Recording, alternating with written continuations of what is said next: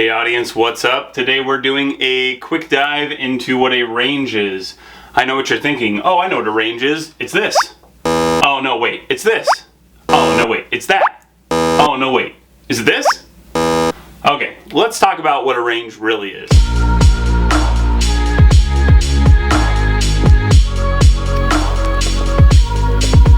Here's what range is in terms of poker. Often when you're first getting started, you're going to think about not a range, but you're going to think about what two cards do I have. So let's say you have a pair of twos, the two of diamonds and the two of spades. This is your actual hand. And you decide for whatever reason that you're going to raise in this hand. And your opponent decides to call. You go to a flop and the flop is ace, king, 3. Now, your hand, let's say your opponent checks to you. Your hand is not doing super well, okay? This is not a board that is gonna favor pocket deuces. But what you could do, if you're thinking about the possible cards that you can open, is you can bet your range. So your range is the approximate hands that you could have. Let's throw a graphic up right here. So here's some hands that you might have as an opening range. You can see here at the top of the range that you're gonna have hands like aces, ace king, ace queen, ace jack. You're gonna have kings, all kinds of hands that are gonna hit this really hard. So the fact that you raised pre-flop with deuces really doesn't matter. Yes, it's in your range as a hand you might have or you could be playing, but the value of playing a range rather than just your two cards is that you can get your opponents to fold on this flop. Let's say they have pocket fours and we have pocket deuces. The flop comes out ace king 3 and we bet when they check to us. Now, if you have pocket fours and you don't know what your opponent has, you're going to say they have a lot of aces, kings, ace king, ace queen, all that stuff, and you have fours. Maybe you make the call on the flop.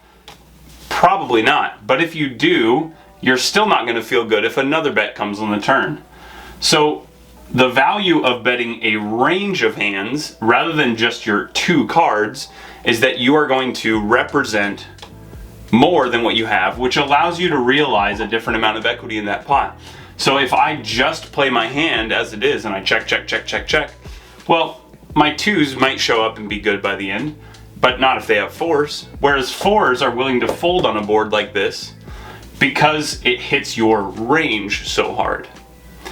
So you have to think from your opponent's mindset, what cards are they going to think you might have when you bet on a board like this, okay? So that is your range, and now let's think about our opponent's range. So now we have ace king, and we raise pre-flop, and the board this time comes out 9, 10, and a jack. Okay, so we know what our range is. We open, so we have pretty similar to what we were talking about with the deuces. Now let's talk about what our opponent has. So our opponent is going to have something more like this. You're going to notice that there's not a lot of overpairs. The aces, the kings, queens, jacks, those are all most likely to re-raise you pre-flop. So you can take those out when they just call pre-flop. I will say this, people don't always play as they should, so you may not just say, oh, it's definitely gone, but you're going to at least devalue that hand because it's unlikely. Okay, so now let's look though at their calling range and see how much of their range is hitting 9, 10, jack, and we'll see that it's quite a bit of their range. So in this case, when they check to us, a queen gives us a straight, which is good. An ace or a king may put us in a spot where we have a better hand. And so this might be one where even though we have a pretty strong starting hand and a chance at we have overcards plus a chance at a straight, this might be one where we want to just check back because they have a range advantage.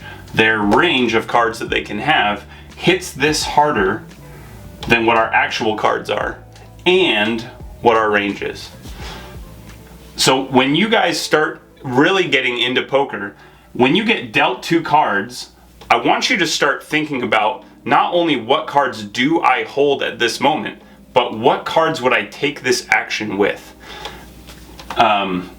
This also informs your decision making when you try to bluff. When you get to a river and the whole board has run out with a bunch of stuff that you don't really have in your range, like if the board went, let's say the board came down deuce, 7, 6, the turn was a 4, and then we get a 10 right here, and we decide we want to bet this all of a sudden, our opponent's a lot more likely to call us because these cards aren't as heavily weighted in our range. Whereas if the flop comes out ace, queen, jack, the turn is a 9, and the river is a 10, well, we have a lot of kings, we have a lot of ace, queen, we have a lot of sets or 3 of a kind. So boards like this would favor an opening range. Small boards are going to favor a calling range, and the middling boards, depending on how connected they are, can really favor the middling ranges. So you want to consider what your opponent should have, what they shouldn't have, and that's also going to help you think as they take an action, you can start to eliminate cards from their range and say, oh, well, on a board of ace, 5, 7, let's say you have an ace in your hand and all of a sudden they take a very aggressive action. You have to think to yourself, okay, would they do this with, say, pocket 9s? Probably not. You're probably not going to get really aggressive with pocket 9s. So now you remove pocket 9s from their range. Would they do it with pocket 8s? Again, probably not. So you can take that one out of their range. Would they do it with 5, 7? Absolutely. Would they do it with 4, 6? Possibly. So you start to give them credit for hands that they would take this action with, and you start to take away the hands that don't really make sense to take that action. So that is a range. That is how you want to think about poker.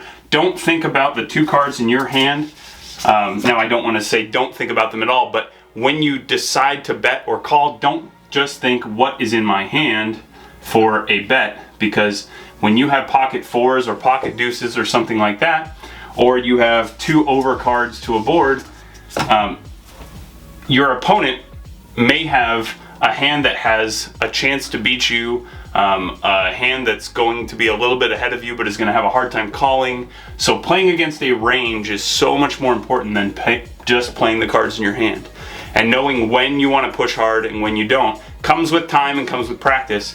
But you want to think in terms of ranges, not just the 2 cards in your hand. All right, guys, that's it for this one. Thank you for watching. If this was helpful, give it a like and subscribe, but also comment below with any questions you might have, anything you would want to see next that doesn't make sense to you. If there's more of this concept that you want me to talk about or digest with you, let me know and I'll be happy to do that. Thank you for watching. I appreciate you tuning in again, and I will talk to you again soon.